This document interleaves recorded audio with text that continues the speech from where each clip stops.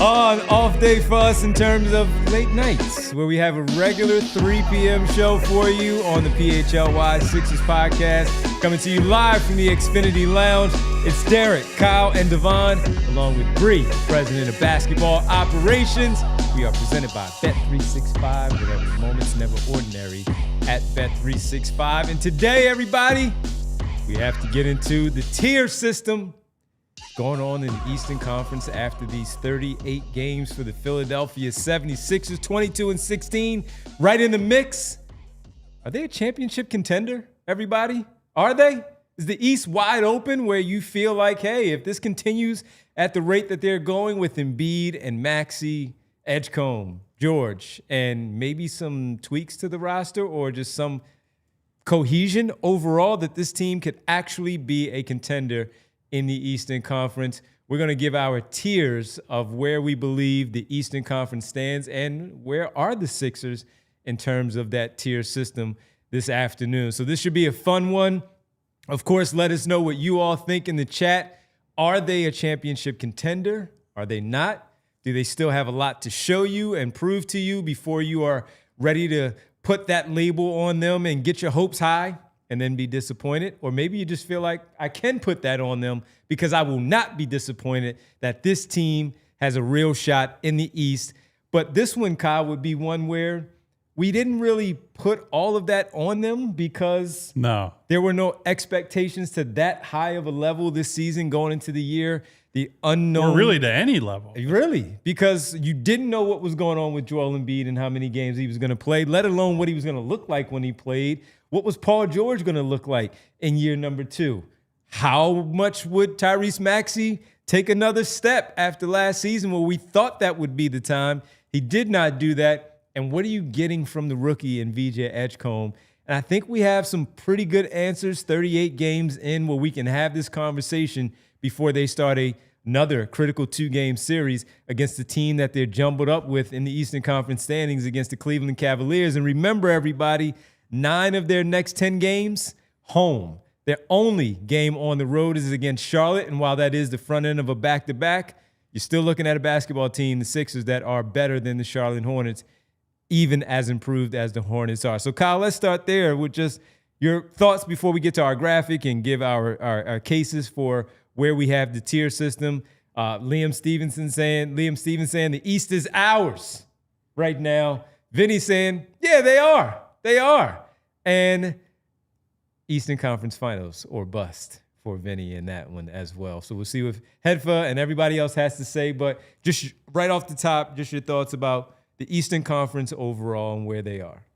So I think sitting roughly halfway through the season, there isn't a single team that I look at as like, oh yeah, it's that team and everybody else is just running second place. Like, it doesn't feel like there's an inevitable Eastern Conference champion. Now, I do have a single team in the first tier that I'm showing some respect to, but I don't think it's some insurmountable team where when the Celtics won the title a couple years ago, they went into the Eastern Conference playoffs, and I looked at them as just like, nobody has a chance to beat this team in the East. Now, maybe somebody in the West has a better shot against them, but I just don't think the way this season has played out with the amount of injuries that teams had coming into the year, with the developments we've seen in the middle of the season, how some coaching changes has played out, I don't think anyone is an undisputed, just hand them the Eastern Conference crown right now.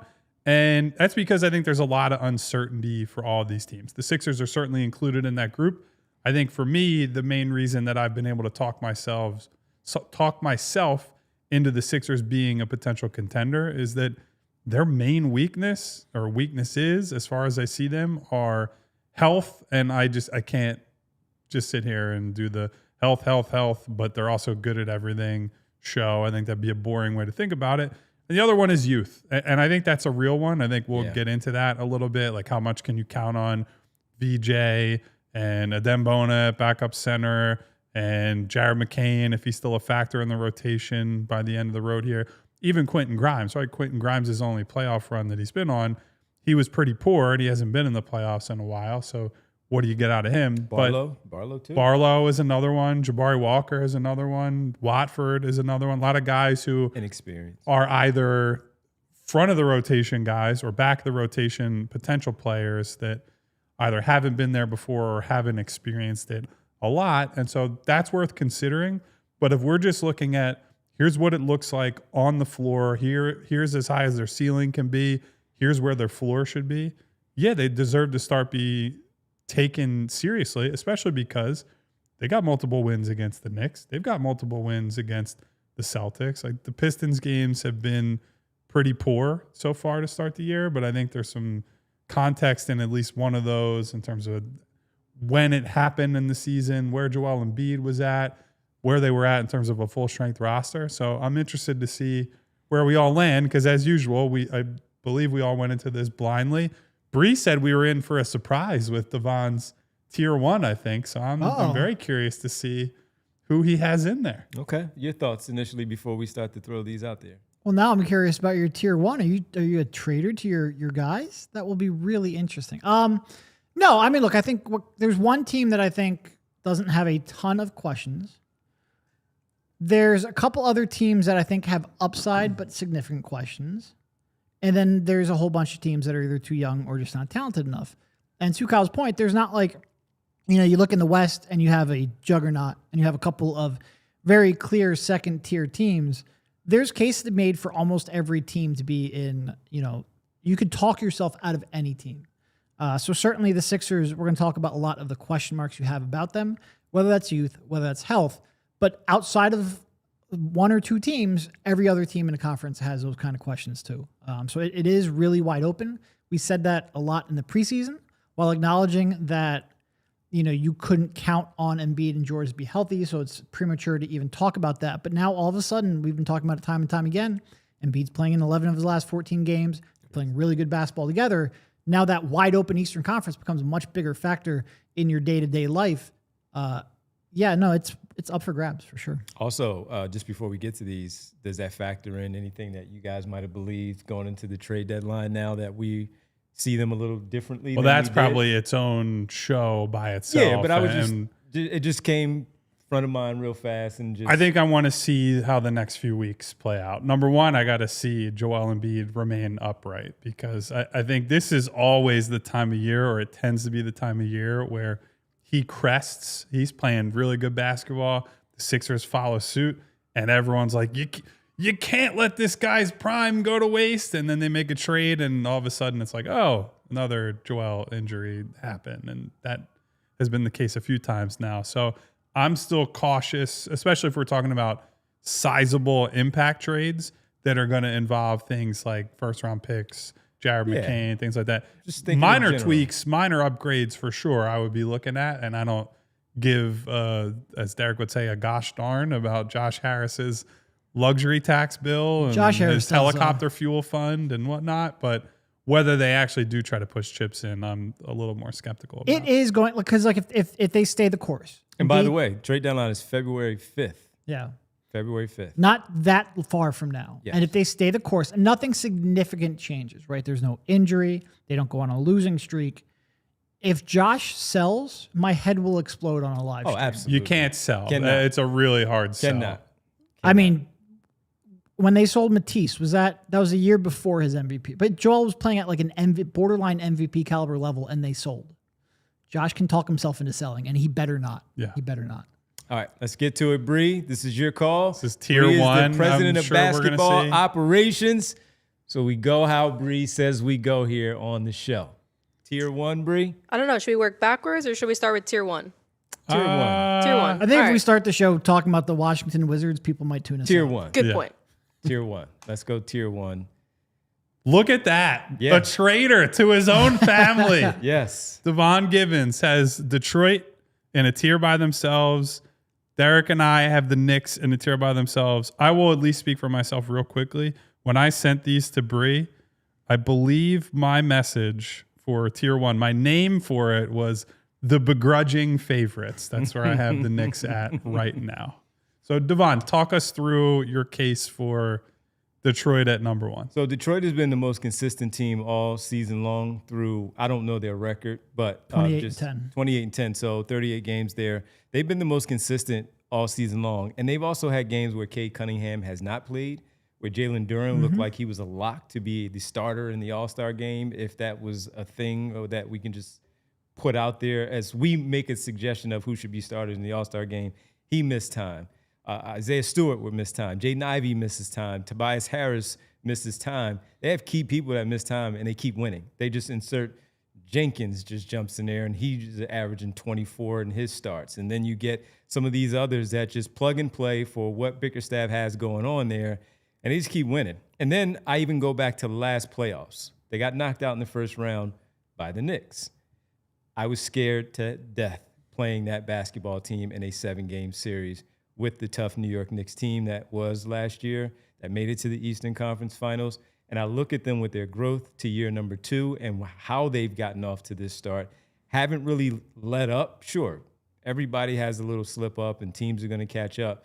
That's why I went with Detroit right now. And as far as the Knicks, because I do watch them as much as I do, that with their injuries, Josh Hart being out, Cat missing a couple of games, Mitchell Robinson, also Miles McBride, Deuce McBride being out for a little bit, you could see where there has been some slippage there with the first-year coach of why is this not working where it seemed like it was seamless, that plug and play, the guys at least know one another out there on the floor. Why is this not working out together? So that's why I put Detroit in that tier by themselves at tier number 1 over New York. It had nothing to do with the playoffs last year in terms of New York beating, just Detroit consistently playing that way and seeming like right now, the most complete team in the Eastern Conference, and that has been the case through these 38 games. That's why I went in that direction. Yeah, they have the traditional markings of a contender. They have the number 2 defense in the league. We all know the Thunder are number 1 by a lot, but a very strong number 2. There's some distance between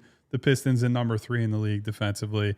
They're also 9th in offense, but what I'm worried about with Detroit and the reason they're not in the top tier for me, there's a little bit of this is a very classic Bickerstaff team where they're posting good metrics in the regular season. And you look at the rotation and they don't really take threes and they don't really make threes. Yeah. And there are a lot of guys that I'm looking at. I'm like, Ron Holland, Asar Thompson, Javonte Green, are you going to shoot me out of a series? Like if I let those 3 guys take 11 threes a game, 15 threes a game, I don't think they would get up to that volume. But if I'm just ignoring you on the wing or in the corner, are you punishing me? The other thing, they are an elite offensive rebounding team, which is very good. They are not a great defensive rebounding team, despite the numbers that Jalen Duren puts up. I believe they're like 21st or 22nd. And so that's a potential vulnerability for them. The ability to keep a group on the floor that doesn't have some kind of obvious weakness, I think is something that in a 7-game series against a team that is only prepping for you, that is going to pick apart your weaknesses, I think there are vulnerabilities there. But by and large, I agree with you that if we're just looking at what has happened rather than what we think might happen, they deserve to be taken seriously as a contender. And they are the team that has been the best team in the East on record, on metric, however you want to measure it this year. I take into account what I saw in that playoff series against the Knicks. And although it's first round, that was a tough first round series. For sure. That those things came into play, as you pointed out. But Bickerstaff had those guys ready to go. It was a dogfight. Can every team that they face in the series stand up to a dogfight? We talk about the toughness that Jabari Walker has, this toughness. VJ Edgecombe, is that going to translate? Can every team do that in the playoffs and have that go against that type of toughness that also got there last year and showed that it was important for their style of play in a playoff series where they're going to muck it up a little bit, but also they have this elite guard that can do so many things to impact their basketball? No, they have been the best team in the East this season by a comfortable margin. They've been the most consistent team. They've been the most injury-proof team. But this is about which team would you handicap as the most likely to make a run to the finals? Mm-hmm. And I think a combination of what Kyle brought up, too many guys that you can help off in shooting on the perimeter, a little bit of inexperience. I know they got that 6 games last year, but still, when you're talking about other teams that are, older, more veteran heavy, have more playoff experience. I think that factors. I think they can probably they should get a very favorable matchup in the first round, so they should advance farther than they ever have under this group. But it's one thing to win one series, maybe even 2 series. It's another thing to get all the way to the finals. Yep. And also just some of their stuff, like they are 20th in half-court offense. They make up for that in part because they're a second-best defensive rebounding team in the league, in part because they get to the free throw line a ton. They dominate the hustle stats. In the playoffs, though, that advantage tends to dry up a little bit. Every team is locked in every night. Every team's giving great effort every night. You're focused, game planning. Some of the things that you can overcome in the regular season on an 82-game schedule are a little tougher to overcome when you're playing the best teams in the league on a night-to-night basis. It still feels like to me they are a year away, which doesn't mean they can't do it this year. It just means I have them in the second tier, not to spoil my rankings. All right, well, let's go to the second tier then and just keep it going since we are talking about the Knicks and see if Detroit is there in that second tier for you guys and talk a little bit more about the New York Knicks and see where they are. So tier number 2 that we have here. Oh, Derek throwing the Cavs in there. Yeah. That's a big tier too. So And for I don't our have- audio-only listeners, I have Sixers, Celtics, Pistons. Devon has the Knicks and Celtics. Derek has the Sixers, Celtics, Pistons, and Cavs. Those are our tier 2s for Eastern Conference contenders. I will say Bree set the ground rules and said we could only have 5 tiers, so some of these tiers could get a little bit crowded. And the way I thought about it, there's kind of 2 ways. There's what's your absolute best case scenario, and then what's your likelihood. The Sixers obviously I think probably have a lesser likelihood than some other teams, but if everything's clicking, then I think they have similar upside. Sure. So why the Knicks, though, for tier number 1? Since we talk so much about the Pistons there, why the Knicks? Yeah, I mean, they're not perfect either. Like that Cat Brunson duo is exploitable on defense for sure. They've proven more. They've got pretty good, at least starting 5 plus 1 or 2 bench piece depth. The offense, I believe, more than with the Pistons, a lot of it comes down to, do I believe in the offense in the playoffs? Mm-hmm. And with the Knicks, I do believe in the Pistons. I very much do not. I need to see a little more from the Pistons in a playoff setting with their offense is really what it came down to. The Knicks in tier 1 for me is pretty straightforward. Elite offensive team. Every metric will tell you that. The defense slipping, and I understand the concerns with Cat and Brunson are 2 weak links in the chain, but they are a team that already proved they can play elite defense in the playoffs, and they need to. Also, Josh Hart has been missing time due to injury, and so he's an important piece of that puzzle for them. They have 2 really good defenders on the wing, including OG Anunoby, I still think is the most switchable defender in the league. It's basically him and Bam Adebayo competing for that crown for me. The other thing is they take care of the basketball. They don't turn it over. The volume and the efficiency is great on threes. They're a great rebounding team on both ends. Like they do all the things that great teams tend to do. Now, have they been consistent game to game this season? No. Do I trust Mike Brown to coach a team through 3 winning rounds of the playoffs, even in a beaten up East? Not necessarily, but I also trust that in endgame offense, they have a guy in Brunson who's a big-time shot maker, who draws fouls, who is going to play with a big in Karl Anthony Towns, who can stretch opposing bigs out, and then that opens things up in the middle of the floor. And when you stretch teams out, that amplifies the offensive rebounding advantages that they have and are able to exploit game after game, season after season. So do I believe in them in certain matchups? Probably not. I honestly think the Sixers match up pretty well with them. I think we've seen that show up on the floor this season. But if you're just trying to game theory it out, I think the Knicks are the team I trust the most, which is not to say I trust them, but I trust them a little bit more than a younger Pistons team, health question mark Sixers team, and some of the other guys that we're going to talk about here. My surprise with Devon wasn't that he included the Pistons in tier 1, because they're 28-10 and they're an incredible defensive squad with Cade making a huge jump, Durant making a huge jump. Like I would hesitate to put him there just because of the reasons I said, but I understand why someone would put them there. My surprise with Devon is just that he didn't include the Knicks in there. I thought it'd be a 2-team tier 1. Traitor. Yeah.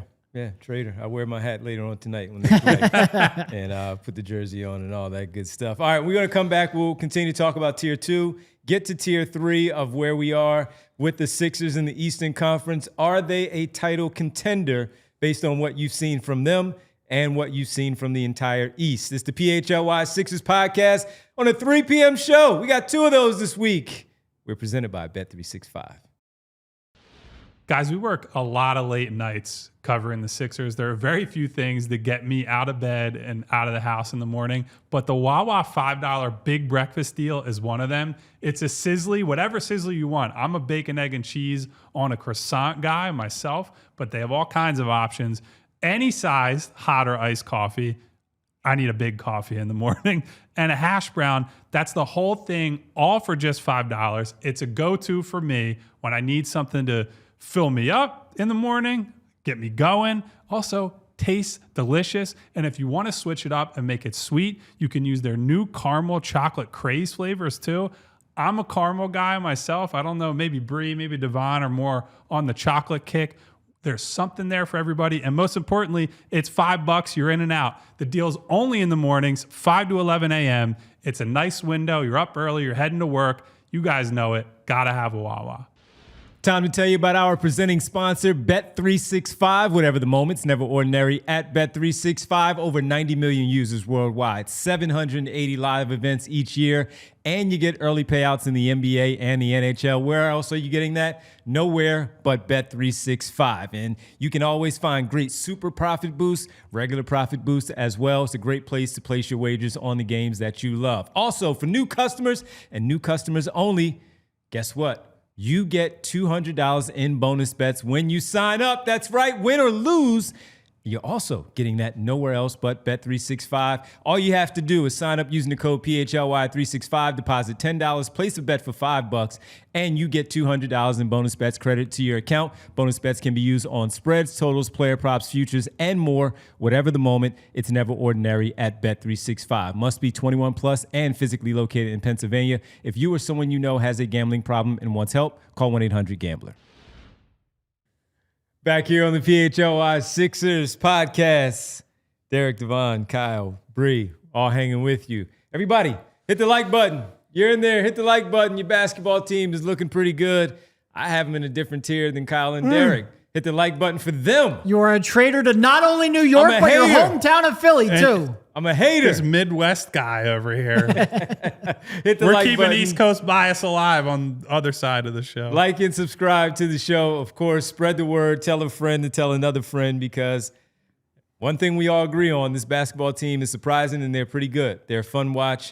A little frustrating at times, but in the end, they do have 22 wins on the season, and we expect them to get a lot more. 10 games for the rest of the month of January. 9 of them are in South Philly at the Xfinity Mobile Arena, where Kyle and Derek will be for those 9 games. The 1 game away will be once again in Charlotte. I saw that Headfoot said 7-3 over the stretch of this 10 games. What's an acceptable 10-game stretch of 9 of which are home? I'd have to look at all the games. Yeah, Devon. I forgot I'm not schedule man like you. I wake up in the morning and I see, oh, so this is what's happening today. Do I have to be at 3 and no? Okay. That's how I live I'm like Vin Diesel in Fast and the Furious. I live my life 1 mile at a time. 8-2. Got to go 8-2. 10-0. How about that? All right. Eugene said, what was it? 99-0. I know we're off the pace of that. So yeah. So they're 16 right 83 now. and 16. There you go. 99. Perfect. There you go. 99 games in the books. Champions they are. All right. In Tier 2, no, I did not have the Sixers in Tier 2, but let's go to Tier 3, and we'll also get into the I feel Cavs. like we skipped Tier 2 a little bit. We had a couple teams. Yeah, we didn't 3 even talk teams about in it. there that got completely glossed over, including the Philadelphia 76ers, Devon.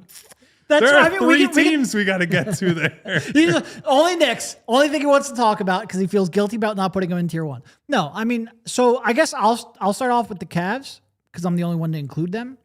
I just feel like a little bit of their defensive regression has come down to a little bit of shooting variance. Like teams are shooting the heck out of the ball from long range, from 3-point, from long twos. Eventually, I expect them to find their footing. That doesn't mean that I wasn't a huge believer in their playoff chances coming into the year. So I'm certainly not going to, up that belief when they've had one of the most disappointing seasons to start. I just felt like they are a fundamentally more talented team than the teams I have in tier 3. So I had to include it, but I put them at the end of my tier 2 because they're incredibly frustrating and they've been frustrating in playoffs for years. The vibes are just too toxic. They're very with bad. Cleveland. Yeah. Like that, now I also saw some reporting today from, I feel very bad that I forgot who it was, but reported that I think DeAndre Hunter, there are rumors that he wants out of there. And it's like, boy, he's the only wing they got right now. I know that Max Strus has been hurt and out of the lineup, so you'll get him back at least. HP basketball. Yeah. Oh, Matt Moore. Yeah. So that's out there that Hunter does not want to be there anymore. There have been rumblings all season that there's friction with the coach and a lot of the team. So I'm just selling on any kind of realistic contention window. We all, though, had the Boston Celtics, and I think that would probably surprise some people, at least people from the start of the season. So, Devon, I guess, why are the Celtics here for you? What have they done this year to put themselves in this conversation? I think I speak for all of us when we thought that they would take a step back with Jason Tatum out, and they would be more, not even at what we've seen from Indiana, where Indiana's at the bottom of the East, but somewhere in that 7, 8, 9, 10 range, playing for a play-in out of respect because of what Joel Mazzulla does as a coach. Jaylen Brown is still a Finals MVP, multi-time All-Star, All-NBA player. Derek White, the defense, and Peyton Pritchard may be stepping up. They acquire Anthony Simons. They're still going to be competitive. They're going to give you a game every single night. Mm-hmm. That's who they are. They're the 3rd seed, and they've been there for a while. Yeah.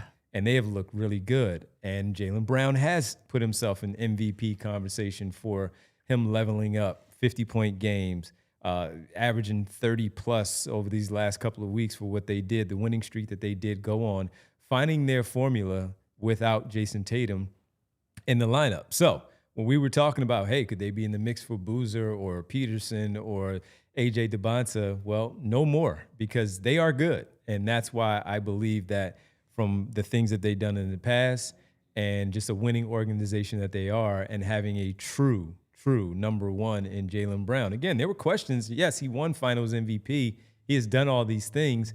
Can he do this without Jason Tatum? He has answered that, and that's why I had them in that tier.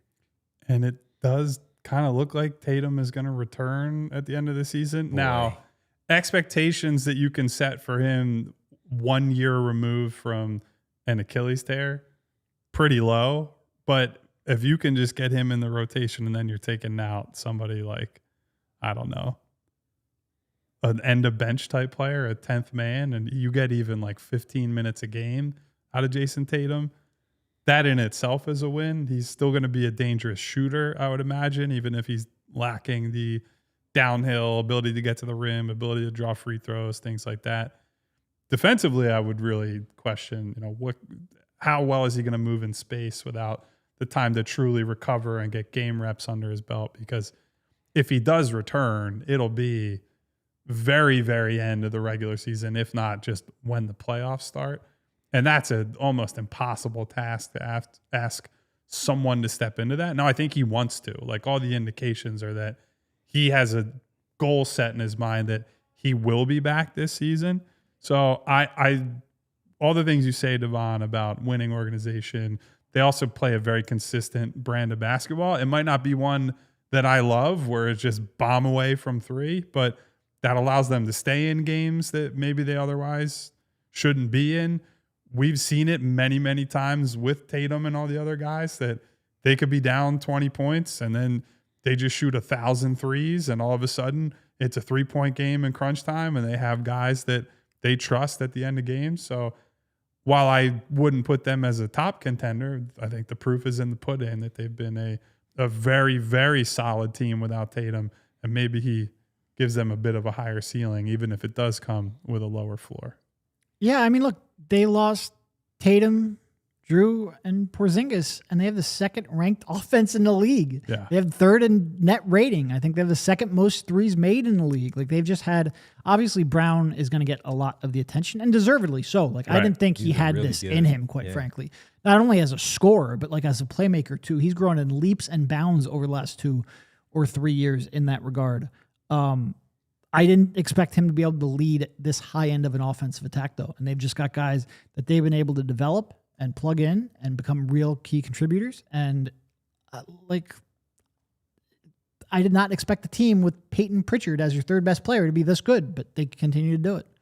I even add Cornette just because while he's not the scorer, the offensive rebounding that he provides with them in the past and the stuff that he impacted there, that was another big loss that they had. And Keita just stepped right into that starting role, and it's not a big deal. Chat has picked up on it. I'm just making sure you guys saw Kevin Patullo has been fired as the Eagles offensive coordinator. The reporting is out there. What did we say? It takes them a long time to drag their feet. We said Wednesday. We thought it would be by Wednesday. It's Tuesday. So ahead of schedule, baby. The Super Bowl plan is back on. Anyway. And they didn't even demote him. He just got fired. No, that's it. And because I believe there was some reporting out there suggesting that he might stay on and retain his old job as passing game coordinator. I'm not going to throw dirt on Kevin Patullo. Obviously, he got fired, and I think that is punishment enough. But I think for everybody's sake, this is probably the right thing to do, because I think if he had come back, I think every single week would have just been any problem they had would have just circled back to him. So I think for his sake and the organization's sake, right thing to do. All right, we'll do tier 3 on the other side so we can talk a little bit more about the Sixers and why you had them in tier 2. For the Sixers, it's the PHLY Sixers podcast. Tier 2 for the Sixers for Derek and Kyle. We'll reveal tier 3 when we get back as well, right here on the PHLY Sixers podcast. Guys, you want to keep your finances under control this holiday season, you need to be using Monarch. Rated the Wall Street Journal's best budgeting app of 2025, Monarch is the all-in-one personal finance tool that brings your entire financial life together in one clean interface on your laptop or your phone. And right now, just for our listeners, Monarch is offering 50% off your first year. During this holiday season, Monarch was the wake-up call I needed. It made me stop and adjust my spending before the credit card bill arrived. Monarch does all the heavy lifting for you, linking all of your accounts in minutes so you can get clear data visuals, smart categorization of your spending, and real control over your money. Monarch gives your partner full access to your shared dashboard, including linked accounts, budgets, goals, and spending activity, all in one place and at no extra cost. Monarch was named the best budgeting app of 2025 by the Wall Street Journal. Don't let financial opportunities slip through the cracks. Use code PHLY at monarch.com in your browser for half off your first year. That's 50% off your first year at monarch.com with code PHLY. All right, folks, it's gotten a little cold outside and those joints are tightened up. The back is aching a little bit and you don't want pain or injury disrupting your routine.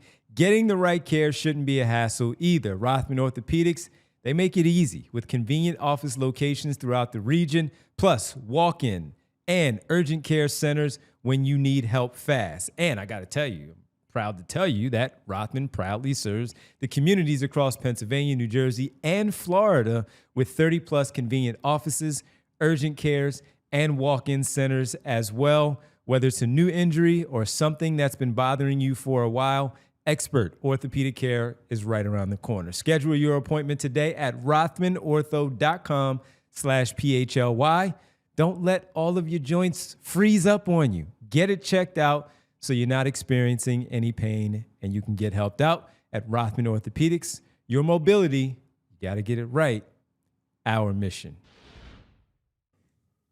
Back here on the PHLY Sixers podcast on a Tuesday. Sixers 22-16. Cavs up next for 2 Wednesday and Friday in South Philadelphia. Let's talk about the Sixers, Kyle. You had them in tier number 2. Why did you have them with Boston and Detroit in tier 2 after these 38 games? So I named my tiers, which you guys didn't have to go along with. But tier 2 for me was they've got a chance. And I do think based on what we've seen from Tyrese Maxey, where I believe in him as a playoff level scorer who can be the guy that carries your offense. I think what we've seen in terms of the improved mobility, fluidity from Joel Embiid, and his ability also to integrate himself within this offense without it feeling like you're playing my turn, your turn, or this is the Joel offense and this is the Tyrese offense and this is how they play with the young guys.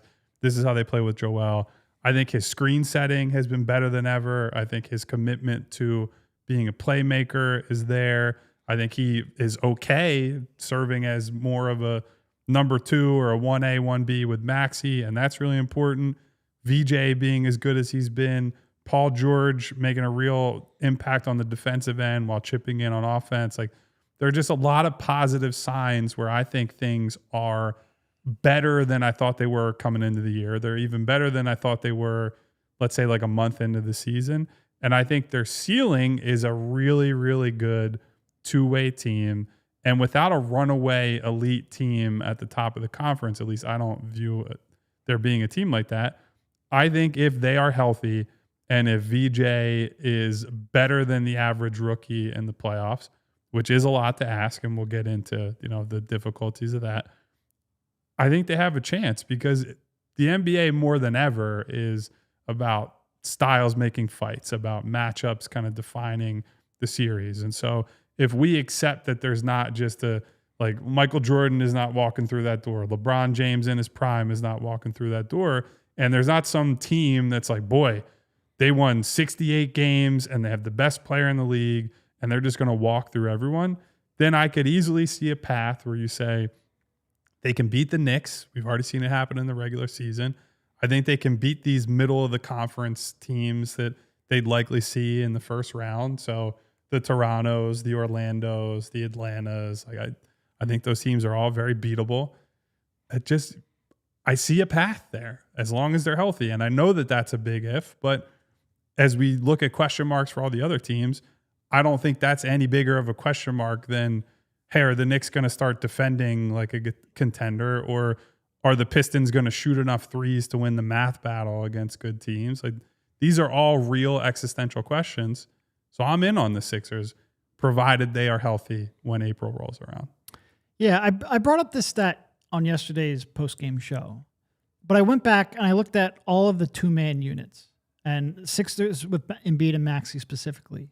And I went basically over the last month of play. So Maxey and Embiid, the Sixers with those two on the court over the last month, have a plus 11.5 net rating, which I tried to put in context league-wide. Now there's a, SGA and pick your star, I picked Chet, are in tier by themselves, plus 18.6. But pretty much everyone else, whether it's Wemby and Fox, were at like 12.6. Murray and Jokic at a 12.3. Bree just brought it up. My apologies for the horrible graphic. I was making it for an article for tomorrow, but we threw it up here on the screen as well. First of all, the only teams that are really better are in the West, with the exception of Giannis and whoever, whatever second star, Rollins. He's pretty good, that Giannis guy. Giannis is pretty good. The reason they were struggling is he's missed so much time. With the exception of that, like the Sixers, I mean, even with him in context, like they're right there with any other superstar duo in the Eastern Conference, and quite frankly, better than most. And when you have that foundation to build upon, all of a sudden everything just slots into place a little bit easier. I agree with Kyle.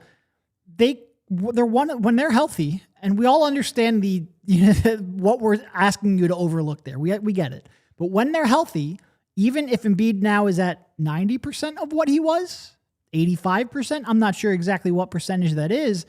Even at that percent, they're one of the more complete duos and thus one of the more complete teams in the league. And even if, right now, VJ is incredible.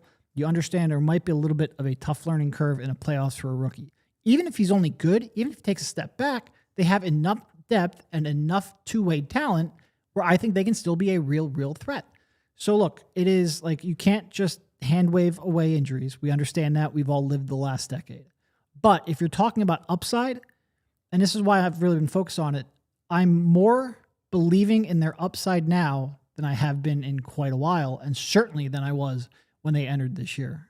All right, let's go to tier 3 so I can talk about why I have the Sixers right there in the beginning of tier 3. And, I look at them, and I also do think that provided the health, that they do have a chance, that they really do have a shot. But I also look at what Kyle brought up when he laid out there in the very beginning of the show in the first block that we had, which is there's some inexperience in there when it comes to VJ Edgecombe, Dominic Barlow, Jabari Walker, Jarrett McCain wasn't in the playoffs last year, obviously, and Adem Bona, we don't know, and we just simply do not know. This has nothing to do with any trade stuff. We can get to that as we get closer to the trade deadline. That's the only reason, but it doesn't mean that I don't believe that they cannot beat any of those teams that we just put up on the screen in a 7-game series because of how dynamic Tyrese Maxey and Joel Embiid are, and the fact that they have done it in the postseason. They have done it in the postseason, and they can really punish teams in a 7-game series where they can wipe those teams out. And so although I do have them there, I would put them as the first team that I would have there in that tier 3 because of how good they have been and how I would project them out to be in a playoff series. They are that good. They are that good. The question also is just simply not just with the inexperience and all, but the things that we talk about with the depth that they have right now. Is that enough depth of the 8-man rotation with Quentin Grimes coming off the bench? That's your 6-man. And is between Oubre and Barlow, whoever's your starter there, that guy's coming off the bench. Let's say Barlow remains there, Kelly Oubre comes off the bench. Okay, all right. Either way, they're both in the 7-man rotation. But do I trust Bona?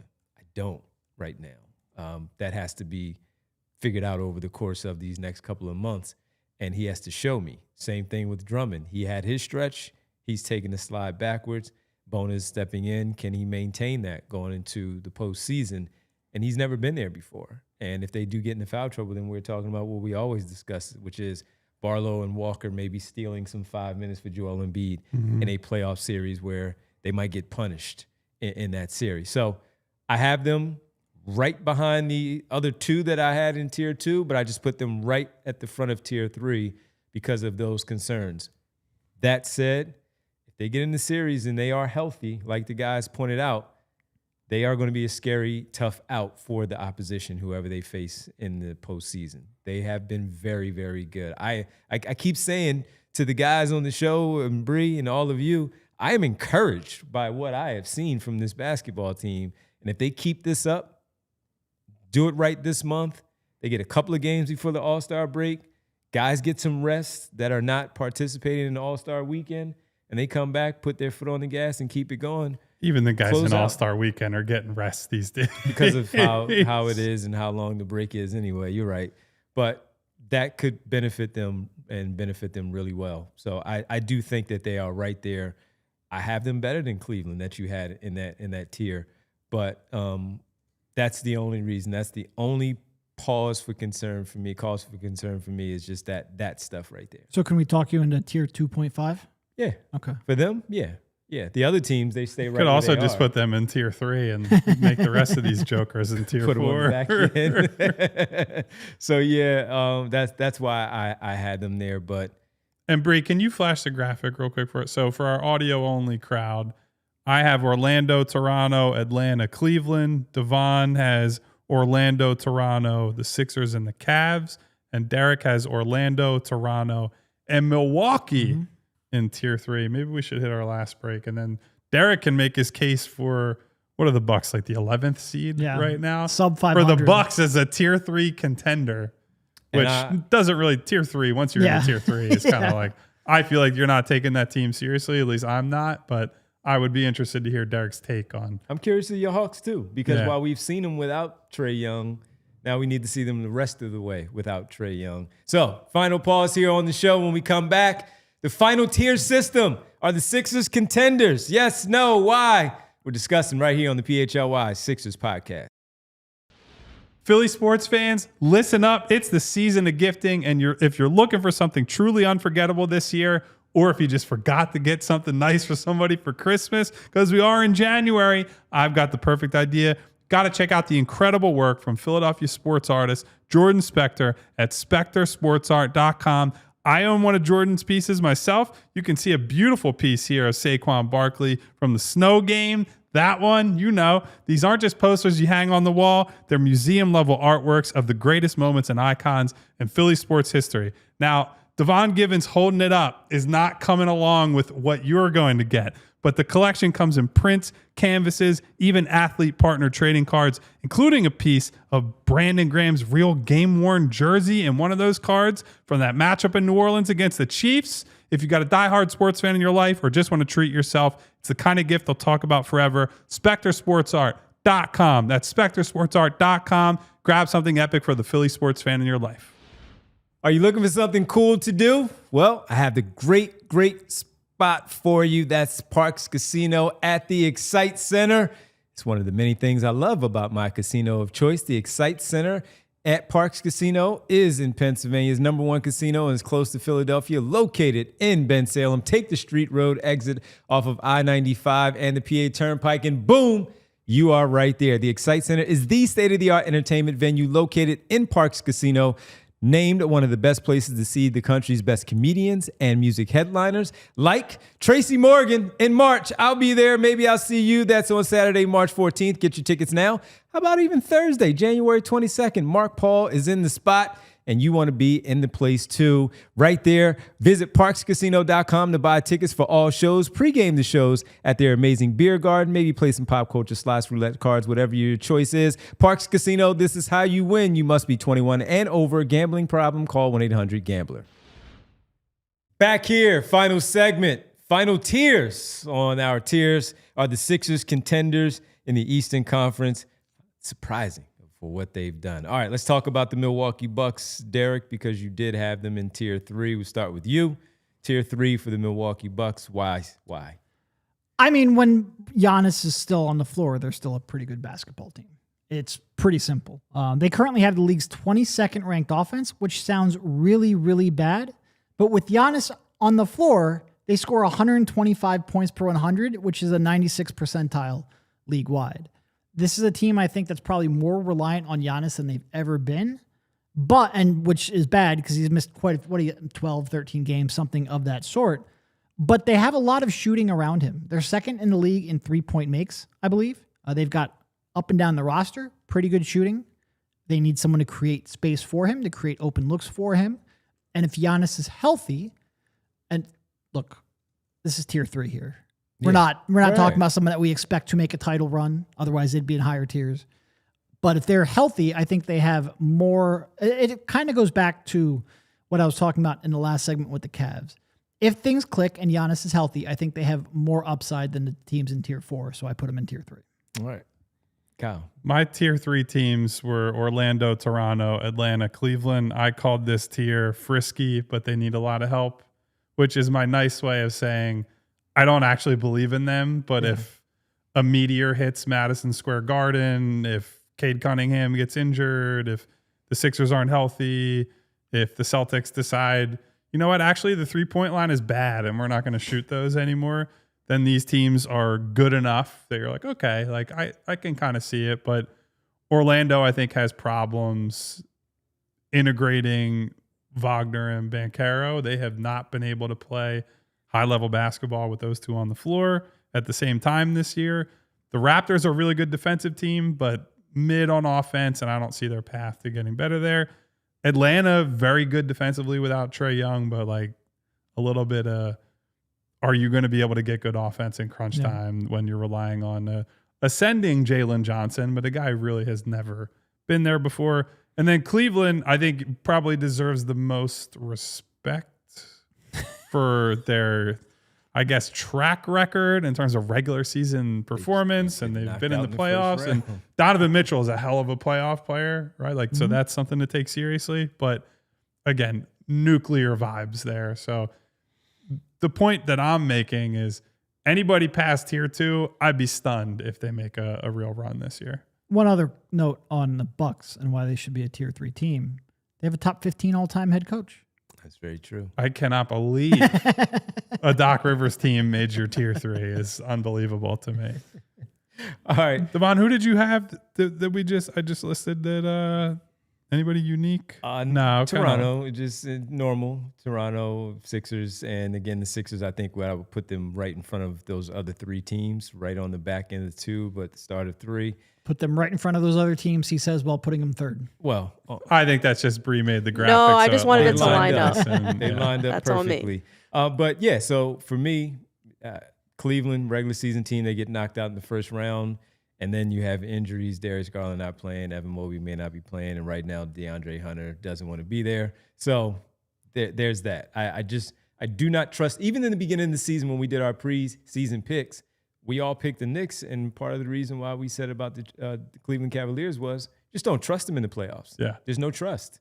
And I love Kenny Atkinson. Doesn't seem like he is getting them over the hump in the postseason when it matters the most.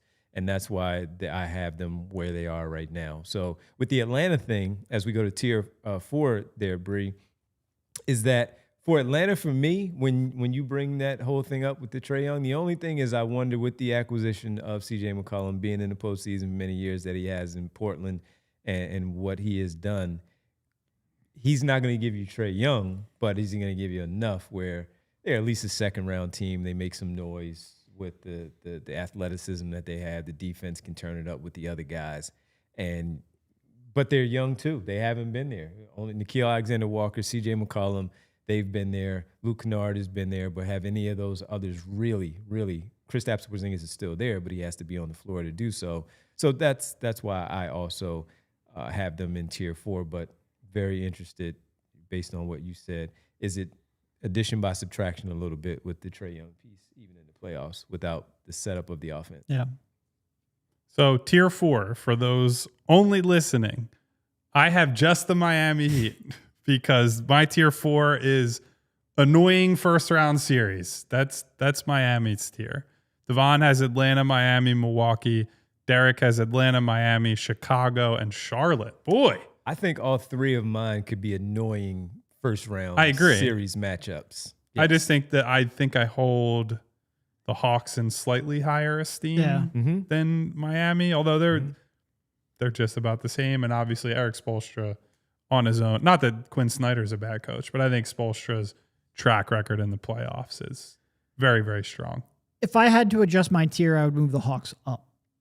This is one where I feel like the Hawks are more dangerous than the Heat, Bulls, and Hornets, but I wasn't quite comfortable putting them in tier 3 yet. If there was another tier, it would probably be the Hawks by themselves. The rest of my tier 4 is, it feels wrong to put them in the same tier as the Wizards, so you're going to go in tier 4. That's fair. That's fair. The rest of these teams, the rest of the way outside of, they're tough. There'll be a tough first round matchup. They'll push you to 6, maybe, and scare you. But they'll also set your team up for that next round of, hey, you just had to go through some tough games there that prepared you for round number 2. Yep. And that's what I believe out of these teams. With all three of them could maybe steal that first round and shock you and get to that next round, but then they'll get knocked off and they're not much of a threat. So that was my tier 4. And I will also add, I think of all these teams, obviously any team could make a seismic trade and then we have to reconsider where their position is. But I would say if I were to hazard a guess who is most likely to make a trade that changes how we look at them potentially, I think Miami is in there because I think there is a potential that they move Hero and take a dice roll on like a Ja Morant, for example. And I think Milwaukee is also in that tier because all signs point to they are desperate to keep Giannis in Milwaukee. Yeah. There's a lot of now they don't really have anything to offer right now. They've traded basically all their future capital away in terms of first round picks. They don't have a lot of interesting young talent on hand, but desperation meets opportunity. I could see them making some kind of trade where they push whatever chips they have to offer in, or they take on somebody's problem to just add some talent. And then it's like, all right, you got Giannis, and Derek laid out why Giannis is so dangerous by himself. You get one more big player in there, and all of a sudden, maybe it looks a little different. But those are variables that are hard to account for as we sit here in mid-January. All right, tier 5, the rest. everybody of else. the Eastern Conference. I have 1, 2, 3, 4, 5, 6 teams in tier 5. I have 5. I have the Bulls, Hornets, Pacers, Nets, Wizards, Bucks. Devon has the Bulls, Hornets, Pacers, Nets, Wizards. Derek has the Pacers, Nets, Wizards. And my tier 5, with all due respect to Giannis, is the no chance tier. I do not believe any of these teams have a chance to win the title. Obviously, different degrees of stinking it up this year. And one of those teams has Giannis. But Doc Rivers, you will not fool me again. Nah. The rest of those, just getting ready for the offseason pretty early in April, and that's what that is. So I couldn't put like the Bulls and the Hornets in the same tier as the Nets. That was like my entire reasoning for tiers 4 and 5. Yeah. I understand. Tough with Rick Carlisle too, but it's just where they are. I mean, they just lost like 14 games in a row. Yeah, didn't it's they? just not happening. Rick Carlisle, it's not your fault. Yeah. And that's okay. You'll be back next year when Halliburton returns. So that's where that final tier comes into play of the 15 teams in the East. Okay, let me ask you guys a related question. Which team, and this could be East or West, which bad team would you most want to see get the number 1 pick next year and whoever they could fit onto the roster? Which bad team? Which bad team? So of those, that's Indiana, Washington, Brooklyn, Charlotte. In the West, that's probably Sacramento, New Orleans, Utah, and I guess you throw Dallas in there. No, not Dallas. I'm not throwing Dallas because they got nope. Cooper already. Yeah, no. I'll go Charlotte. I'll go Charlotte. Charlotte's a good one. Yeah. Now, is Charlotte trading LaMelo in this? I think eventually instance? because then it's just going to be Miller, Knipple, and whoever the new guy that comes in. Yeah, and if you get Yeah, and especially if you get Peterson as the point guard, and then you can make that move for a ball, move him out, whatever you get back there with the picks as well. Then you start to build out there because as we talked about with Knipple, why that would have been a good landing spot, which it has shown itself to be. The culture changed kind of in the sense with Charles Lee at the head as the head coach, and then bringing in a guy like him who is more stabilizing, where everything else is just so chaotic with LaMelo Ball, as talented as he is, even with Brandon Miller. But they just needed something to stabilize what they are, some professionalism, if you will, in there. And it's crazy to say that for a 19-year-old rookie, but that's what he was. And you bring in now this new guy, keep Miller, move Ball, and I think you got something going. What about you? I think it's Indy for me. I left him out because I kind of just like that's cheating with them. They're Well, gonna be good. old David Robinson plan. Are you going to go to They're gonna the be NBA basketball player store and return VJ Edgecombe because the Sixers blatantly tanked last year? No. So I'm like, I think I would want it for Tyrese Halliburton. They let Miles Turner walk. They basically said, we're punting this entire season. I would like Tyrese Halliburton to have like a clear ascending number 2 next to him. I think would be fun because all these like, I really want to see the Wizards or the Nets or the Hornets or the Jazz or the Kings or Joe Dumars get a reward. Not really. No, neither do I. I don't like. But again, I just look at them and I'm like, you were just in the Eastern Conference Finals. That's too easy, so I go Charlotte. Yeah. No, am I returning VJ Edgecombe? No, I'm not. But still, that's my We've answer. also not been to the Eastern Conference Finals. Exactly. Yeah. So, no, I'm not. I was just curious. Indiana would be no fun. wrong answer. It would be nice. Yeah, but no. I like Darren Peterson and Halliburton. Boy, that'd be something special. I like Devon's answer. I like Charlotte. Okay. I'd like to see them. Charlotte. It's such a great Trade basketball LaMelo town. and start over. Yeah, such a great basketball town. They've been down for so long. All right, let's get ready because we got to get out of here. We got to clear the studio real quick, everybody. World today. famous roll call. Thank you, everyone. There's lots happening here at PHLY with the Kevin Patullo news. Make sure you're watching the emergency pod. Make sure you're watching PHLY Flyers as well. Thank you to Jazz Graham, Remo K, Win Forever, veteran of the Psychic Wars, forever. Sean Edwards, Markel Futz, Igavini, Jesse Bond, Mom's Grandchildren, Eden the Remix, Maple, Hedfa, D. Craig, Theo, Marcus, Jess, Nona, Lee Nguyen, SB Cole, Nick Aub, Eugene Ross, D Flyers, Vincent Pellegrini, Liam Stevens. Did I say Val? I better say Val. Hello to Val as well. Thank you to everybody who's here today. Densley Richard in here. Remo K in here. Thank you to everybody who was here today. We will be back tomorrow night for pregame, postgame, 6:30. Sixers, Cavs. Looking forward to seeing a nice tier 3 team in here tomorrow night. Handle your business. And on Friday night, Handle go your beat business. these boys 2 games in a row, and you are continuing to climb up the Eastern Conference power rankings. So until then, you'll be with Devon and Rich at 6:30 tomorrow night. We'll be checking in from the arena. Stay safe. Take care of one another. Goodbye, everybody. We'll see you later. We all silly like the mayor.